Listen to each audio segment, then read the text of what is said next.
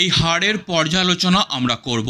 মঙ্গলবার জলপাইগুড়ির উত্তরবঙ্গ বিশ্ববিদ্যালয়ের দ্বিতীয় ক্যাম্পাসের গণনা কেন্দ্র থেকে বেরিয়ে সংবাদ মাধ্যমকে এমনটাই জানালেন জলপাইগুড়ি লোকসভা কেন্দ্রের বাম প্রার্থী দেবরাজ বর্মন।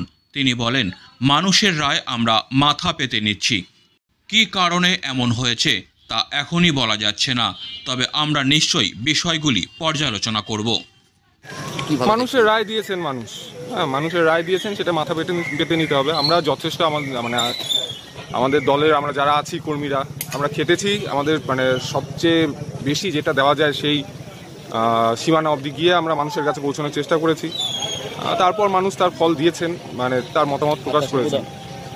কোন জায়গাটায় সমস্যা ছিল বলে মনে হয় জলপাইগুড়ির ক্ষেত্রে, যেটা আপনারা এক্সপেক্ট করেছিলেন কি যে এরকম একটা হতে পারে? না, এই রেজাল্ট আমরা অবশ্যই আমাদের এক্সপেকটেশন আরও বেশি ছিল। তো কিন্তু যেটা বললাম যে কারণ এখন এই মুহূর্তে বলা সম্ভব না, সেটা বলতে গেলে সেটা ভুল হবে। তো সেটা দলীয় স্তরে পর্যালোচনা হবে, তারপর বার করা যাবে আর কি।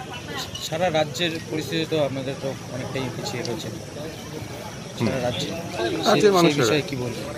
রাজ্যের মানুষের রায় দিয়েছেন এবং সেখানে আপনাকে দেখতে হবে গতবার এখানে যে গেরুয়া যে সিটগুলো ছিল ভারতীয় জনতা পার্টি, সেই সিট কিন্তু সিট সংখ্যা কমেছে। সুতরাং মানুষের যে আমাদের দল শুরু থেকে যেটা বলছে, শুধু পশ্চিমবঙ্গের ক্ষেত্রে নয়, সারা ভারতের ক্ষেত্রে, যে বিজেপির মতো দল তারা যদি ক্ষমতায় থাকে, তারা গত 5 বছরে যেই দেশের গণতান্ত্রিক অধিকার মানুষের এবং তার সঙ্গে সংবিধানকে বিপন্ন করেছে, এবার যদি তারা সংখ্যাগরিষ্ঠতা নিরঙ্কুশভাবে পেত, তাহলে কিন্তু সেই গণতান্ত্রিক অধিকার আরও বিপন্ন হতো, হয়তো দেশের গণতন্ত্রটাই থাকতো না। এই কথা আমরা মানুষের কাছে নিয়ে যেতে পেরেছি, তার প্রতিফলন এই সর্বভারতীয় ক্ষেত্রে যে ফলাফলের ট্রেন্ড তার মধ্যে ফুটে আসছে। Disclaimer. This channel may not promote any violent, harmful or legal activities. All content provided by this channel is meant for an educational purpose only.